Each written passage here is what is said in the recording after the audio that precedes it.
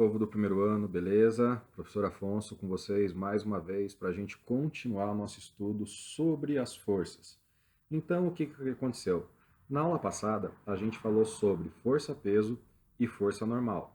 Hoje, a gente vai um pouco mais longe para falar sobre astronomia. Não entrar muito no mérito, mas a gente vai falar de um carinha chamado Johannes Kepler, que ele nasceu em 27 de dezembro de 1571.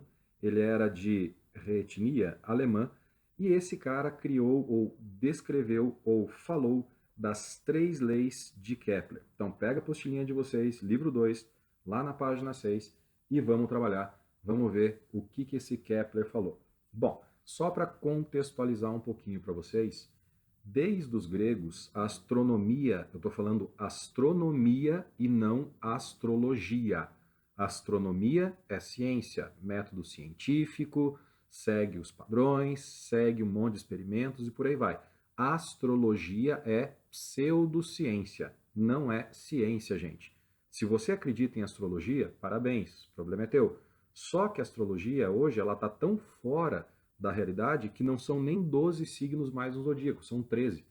Tem um signo chamado de Ofilco ou Serpentário que entrou na linha do zodíaco.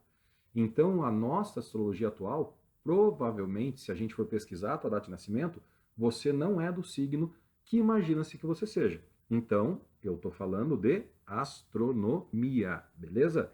Então, pega teu livro na página 6 e vamos falar das leis que esse cidadão aí, o Johannes Kepler, que era astrônomo, matemático e físico, descreveu. Bora para frente. Bom, então, a primeira lei de Kepler, ela fala o seguinte para a gente, ela é chamada de lei das órbitas, tá? O nome da lei é essa, e ela fala que as órbitas dos planetas em torno do Sol são elipses, não são esféricas, não são circunferências, nas quais ele ocupa um dos focos. Bom, numa elipse existem 2 focos, e a soma das distâncias aos focos é sempre constante. Espera lá, mas você vai perguntar para mim, Afonso, beleza, eu li isso daí, eu olhei para esse negócio, mas o que é uma elipse? Então, vou mostrar para vocês. Então, gente, para você que não sabe, isso aqui é uma elipse, tá? É como se fosse uma circunferência achatada, mas não é uma circunferência achatada, é uma elipse. Na elipse, eu vou ter, então, uma linha mediana, né, do ponto maior até o outro, como se fosse um diâmetro maior. E aí aqui eu tenho meio. Se eu pegar e dividir esse cara em 2, eu vou ter o foco. Então, o foco de uma elipse é esse ponto. É como se fosse a distância do meio dela até a própria borda da elipse. Lembrando que se for uma elipse, eu vou ter foco dos 2 lados.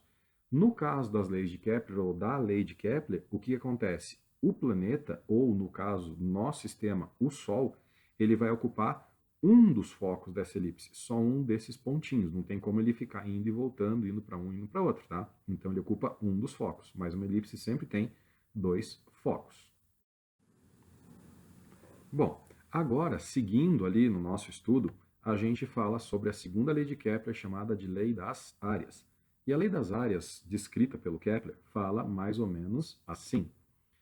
A área descrita pelo raio vetor de um planeta, linha imaginária que liga o planeta ao Sol, é diretamente proporcional ao tempo gasto para descrevê-la. E, Afonso, não entendi nada do que está escrito aí.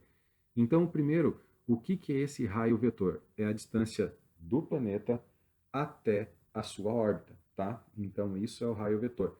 Então, é a distância do centro, do caso nosso aqui no nosso sistema, do Sol até a órbita do planeta, tá bom? Trocando em miúdos, a segunda lei de Kepler, você pode escrever ela assim, até você pode escrever na tua apostila, se você quiser, aí do ladinho, põe. Ele diz que o planeta, em torno de um Sol, de uma estrela, ele vai descrever áreas iguais em tempos iguais. Mas calma que eu vou explicar isso com mais calma para vocês, tá? Tem um termo chamado de velocidade areolar. A gente não vai calcular, mas é só para você saber. Velocidade areolar é a velocidade de movimento do planeta. É um termo específico, tá? É bem raro aparecer esse termo em algum problema, alguma questão, porque ele é um termo muito usado em astronomia. Mas se você estiver lendo um artigo, lendo alguma coisa mais científica e aparecer esse termo velocidade areolar, não se assuste. É a velocidade que o planeta tem em torno do Sol quando ele descreve a sua órbita, tá joia? Então, Vamos ver direitinho como é que funciona essa segunda lei de Kepler. Bora lá. Então tá aqui. Eu vou ter ali uma órbita elíptica de um planeta, tá o Sol ali ocupando um dos focos da elipse, tá joia? Então tá em amarelinho ali representado a trajetória desse planeta em torno do Sol e acontece isso aqui. Olha só, veja bem o que aconteceu. Esse cara, ele percorreu uma área, tá? De um ponto até o outro, ele andou essa área que está em vermelho. Se eu for analisando essa área do movimento dele, eu vou descobrir o seguinte. Opa, é só para te acordar, viu? Então eu tenho essa área que o planeta percorreu mais longe do Sol no período chamado de afélio, afastado do hélio, afastado do Sol. Lembrando que o nome Hélios é o nome do deus grego Sol. Então, afélio, afastado do hélio, afastado do Sol. Nesse período ele percorreu essa área 1. Agora, se eu comprovar o movimento do planeta, olha o que acontece. Eu vou ter, para te acordar de novo, essa outra área chamada de área 2. Essa área 2, ele percorreu quando ele estava mais próximo do Sol. Ele percorreu essa área 2 quando ele estava no periélio. Claro que se você analisar as duas áreas, o jeitão delas, você vai ver que uma é mais comprida, outra é mais curta. Mas se eu analisar em termos de quilômetros quadrados, tá? Se eu analisar a área mesmo, calcular, eu vou ver que o valor dessas duas áreas tem que ser igual. Por quê? Porque ele varre, o planeta percorre áreas iguais em tempos iguais. Matematicamente, o valor da área 1 e da área 2 são iguais, beleza? A área é igual, a forma não, tá? Vamos ver. Então, eu tenho lá a velocidade areolar que eu tinha citado para vocês no exemplo anterior, que nada mais é do que a área sobre tempo, tá? É um termo mais específico para astronomia. Vai ser difícil se eu usar isso em algum exercício, mas fica aí a curiosidade, afinal de contas, conhecimento nunca é demais. Como cada planeta mantém sua velocidade constante, velocidade areolar, pelo amor de Deus, presta atenção. Ao longo de sua órbita elíptica, então eu posso falar que a área 1 ele leva um tempo 1. A área 2 ele leva também um tempo 2. O mesmo tempo que leva para ele percorrer aquele espacinho que determina a área 1, ele vai levar para percorrer o espaço que determina a área 2, tá? Então a área sobre tempo é igual, foi o que eu te falei. Ele percorre áreas iguais em tempos iguais. Bom, mas isso tem algumas consequências. Olha só, efeito sonoro, hein? Tá ali o Sol, bonitinho, no foco da elipse. Aí eu tenho meu planetinha aqui. Quando o meu planeta está nesta posição, nessa distância em relação ao Sol, como eu já tinha te falado, é o período chamado de afélio, afastado do hélio, afastado do Sol. Então, tá ali, ó, afélio, ponto de maior afastamento entre o planeta e o Sol. Quando ele chega aqui, eu vou ter essa outra distância. Essa outra distância é chamada de periélio, perto do hélio, perto do Sol, beleza? Então tá ali, ó, periélio, ponto de maior proximidade entre o planeta e o Sol. Tudo bem? Tá. Agora, você tem que ficar muito esperto com o seguinte. Não é a velocidade areolar que eu estou falando, é a velocidade de movimento do planeta. Como para o cara fazer essa área 1 que você está vendo ali, olha bem para a área 1. Para percorrer essa área 1, ele tem que andar uma distância, uma base desse quase triângulo pequena. Então, para percorrer a área 1, quanto mais longe do Sol, menor é a velocidade do planeta. À medida que ele vai se aproximando do Sol, até para escapar da gravidade do Sol, ele aumenta a sua velocidade, mas não é a velocidade areolar, é a velocidade do planeta em sua órbita. Então, o que acontece?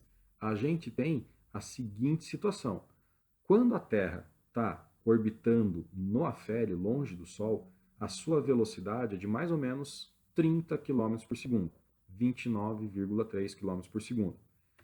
Quando a Terra está no periélio, perto do Sol, a sua velocidade passa para 30,2 km por segundo. Não está errado não é km por hora, é km por segundo mesmo.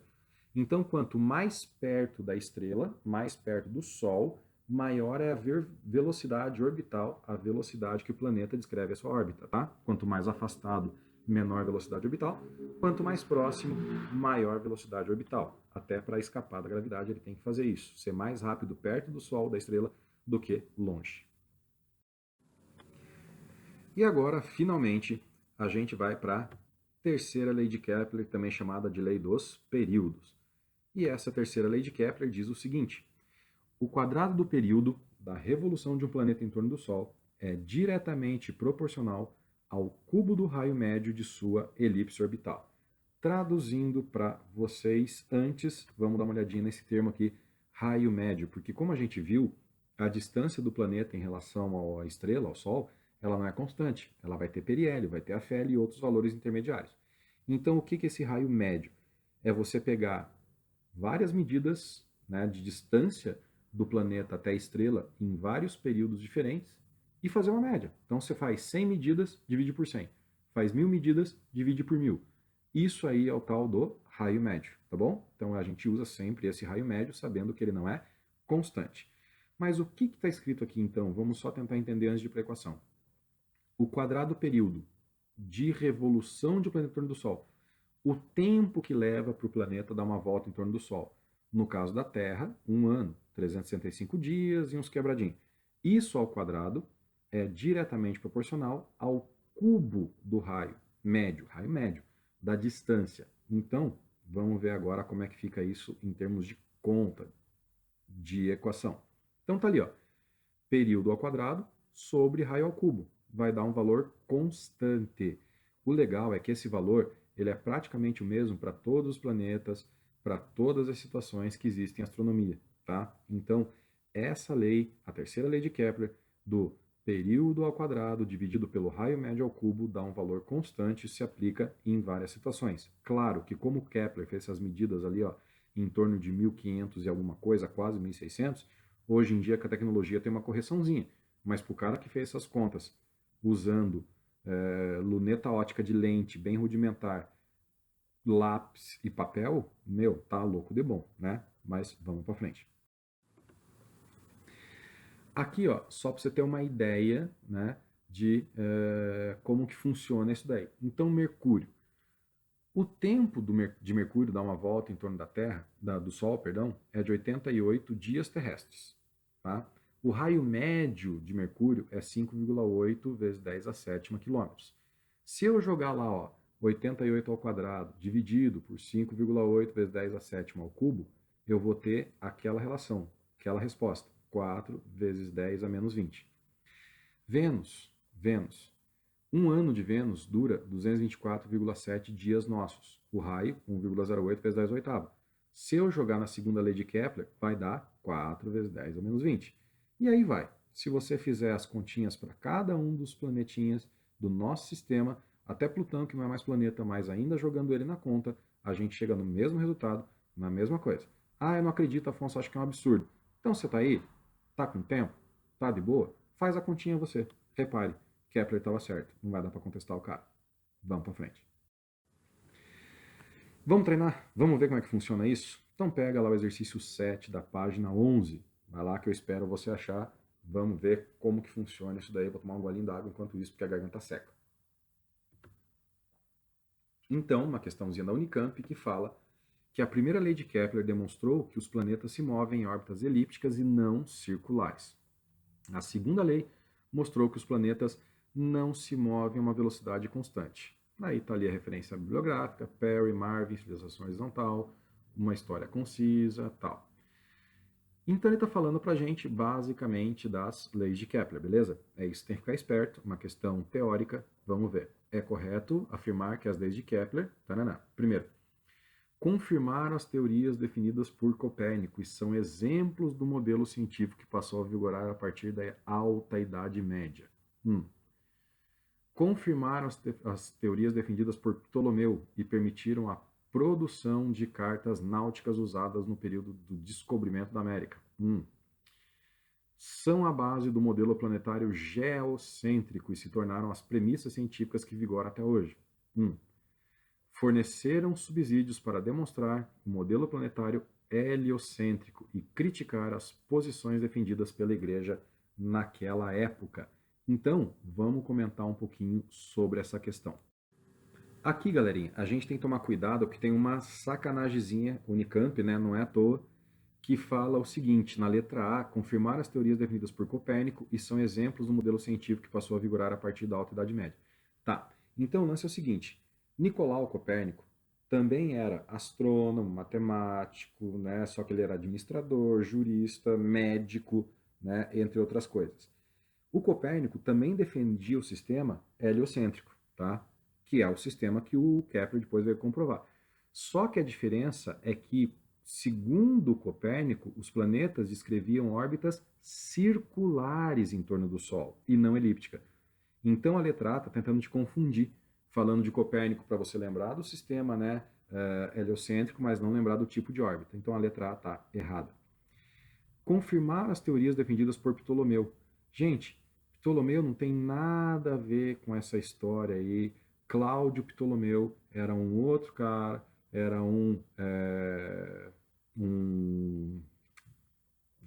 nossa, tá fugindo a palavra, filósofo grego, tem outra situação, não tem nada a ver a letra B e ela não serve pra gente, nesse ponto ela não responde nada. Letra C, são, olha isso, são a base do modelo planetário geocêntrico. Geocêntrico, Terra como sendo nosso sistema, pelo amor de Deus. Pelo amor de Deus. Só falta falar que é plano agora, tá? Não. Letra C também não. Letra D, forneceram subsídios para demonstrar o modelo planetário heliocêntrico e criticar as posições defendidas pela igreja na época. Então, o lance do Kepler, bom, vamos ver? Vamos ver a resposta? Bora para frente. O lance do Kepler foi o seguinte: ele não só defendia, mas ele descrevia e comprovava o modelo geocêntrico. Né? Comprovava o modelo geocêntrico? Não, nossa, falei bobagem. O modelo heliocêntrico. Então, o que aconteceu? Ele comprovou e fez a igreja voltar atrás. A igreja defendia o geocentrismo, mas foi Kepler que conseguiu bater o martelo e falou: não, não é geocentrismo, é heliocentrismo. Então, resposta certa, letra D, beleza? Questão confusa, questão que pode te deixar em dúvida, mas vai de boa, deu. Vamos para frente. Mais um. Lá da página 12, o exercício 9 caiu na Fundação Getúlio Vargas. Em seu livro Pequeno Príncipe, Antoine de Saint-Exupéry, espero que seja assim, porque vai ficar gravado esse negócio, imaginou haver vida em certo planeta ideal. Tal planeta teria dimensões curiosas e grandezas gravitacionais inimagináveis na prática. Pesquisas científicas, entretanto, continuam sendo realizadas e não se descarta a possibilidade de haver mais planetas no sistema solar, além dos já conhecidos. Imagine um hipotético planeta distante do Sol 10 vezes mais longe do que a Terra e se encontra desse astro com uma massa 4 vezes maior que a terrestre. E raio superficial é igual a metade do raio da Terra. Nossa, quanta informação! Considere a aceleração da gravidade na superfície da Terra expressa por G, e ele quer saber, esse planeta completaria uma volta em torno do Sol em um tempo expresso em anos terrestres, fica bem esperto com esse termo, em anos terrestres, mais próximo de quanto? Tá, cuidado com essa questão, porque ele fala um monte de informação. Ele fala para você que a distância do planeta é 10 vezes maior do que a da Terra, em relação ao Sol, a massa do planeta é 4 vezes maior, né? E o raio do planeta é a metade do raio da Terra. Então, cuidado, o que a gente vai usar aqui? Vamos ver. Resolução. Bom, o período da Terra, o tempo para a Terra dar uma volta em torno do Sol, vou chamar de TT, período da Terra, tempo da Terra, que é 1 ano. Período do planeta, TP, né? Tempo que o planeta leva para dar uma volta em torno do Sol. Raio da órbita da Terra, vou chamar de RT, raio da Terra, tá? Ou simplesmente é raio da órbita do planeta, RP. Lembra que no enunciado ele falou que era 10 vezes maior? Então é 10 vezes o raio da Terra, que eu chamei de R, 10R, tá? Vamos lá. Se eu sei que o tempo período ao quadrado sobre, o período ao quadrado sobre o raio médio ao cubo é uma constante, eu posso falar que o período do planeta ao quadrado sobre o raio do planeta ao cubo é igual ao período da Terra ao quadrado sobre o raio da Terra ao cubo. Eu estou simplesmente igualando a lei, a terceira lei de Kepler para os dois astros, porque eu sei que a constante vale tanto para a Terra quanto para o planeta, para todos os astros. Então é igual constante do planeta com constante da Terra. Período do planeta ao quadrado sobre raio do planeta ao cubo é igual ao período da Terra ao quadrado sobre raio da Terra ao cubo. Eu sei que o raio do planeta é 10 vezes o raio da Terra. Então eu substituo ali, ó, período do planeta ao quadrado sobre 10 raio da Terra ao cubo, que é igual o tempo da Terra, o período da Terra, eu sei que é um ano, porque aqui é a resposta em anos terrestres, não em dias, sobre o raio da Terra ao cubo. Então eu só substituir o raio do planeta por 10 vezes o raio da Terra. Mas lembre-se que o raio da Terra, ou o termo ali, né, o 10RT, está ao cubo. Então, o período ao quadrado sobre 10 ao cubo dá 1000. E o raio da Terra ao cubo é RT ao cubo. Então, tá ali, ó, aquele 1000 é do 10 ao cubo. Isso é igual um ano, 1 ao quadrado dá 1, e ali apareceu o raio da Terra ao cubo de novo. Repare que o raio da Terra aparece nos dois termos da equação. Então eu posso cortar ele dos dois lados. Fica então período do planeta ao quadrado sobre 1000 é igual a 1, que eu já tinha, sobre 1, porque cortou o raio da Terra ao cubo. Gente, esse 1000 que está no primeiro termo dividindo, passa para o segundo termo multiplicando. E aí eu vou ter o seguinte, período do planeta ao quadrado é igual a 1 vezes 1000, que dá 1000. O 2, que é expoente, passa para lá e vira raiz. Raiz de 1000 dá aproximadamente 31,6 anos ou 32 anos mais ou menos, que é o que ele fala para a gente na letra E, beleza? Pausa o vídeo, faz isso numa folhinha, copiando mesmo, só para você entender da onde que veio o quê. Qualquer dúvida, a gente vai conversando aí, a gente vai se falando na sequência. Tudo bem? Vamos para frente lá, vamos ver o que rola. Rola que valeu a atenção de vocês, valeu a companhia, gente. Bons estudos aí, bom empenho, bom isolamento. A gente se fala logo. Vida longa e próspera para todos nós, para quando passar essa loucura a gente poder aproveitar. E o cumprimento do senhor Spock, né? Falando, vida desejando para todos nós, vida longa e próspera. Falou? Beijo para vocês, se cuidem, a gente se fala e até mais. Fui.